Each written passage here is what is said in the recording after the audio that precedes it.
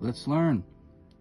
So yesterday, we read Romans 8, verse 28 and 29.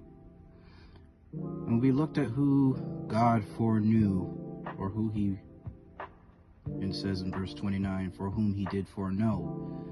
And we learned that that was Israel. So now we're going to learn who he did predestinate to be conformed to the image of his Son. So, first place we're going to go to is Ephesians. Ephesians chapter 1, verse 4 and 5. And it says, according as he hath chosen us in him before the foundation of the world, that we should be holy and without blame before him in love, having predestinated us unto the adoption of children by Christ to himself, according to the good pleasure of his will. So, the certain people were predestined to the adoption of children, of God's children, by Jesus Christ. And it says the same thing in Galatians chapter 4, verse 4 and 5.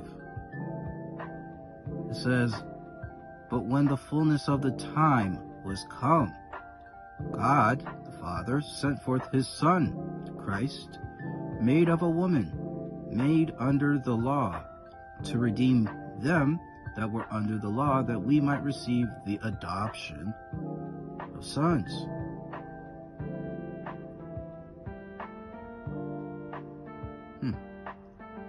So who was under the law? Psalms chapter 78, verse 5. For he established a testimony in Jacob, and appointed a law in Israel, which he commanded our fathers, that they should make them known to their children. So he appointed a law in Israel, because he gave the law to Israel. So the people that were under the law in Galatians chapter 4 is Israel, and they received the adoption of sons. But remember, he predestined us to the adoption of children by Jesus Christ to himself. The adoption of children. Romans chapter 9. Romans chapter 9. Verse 3 and 4. For I could wish that myself were accursed from Christ for my brethren, my kinsmen according to the flesh, who are Israelites, to whom pertaineth the adoption. Israel has the adoption.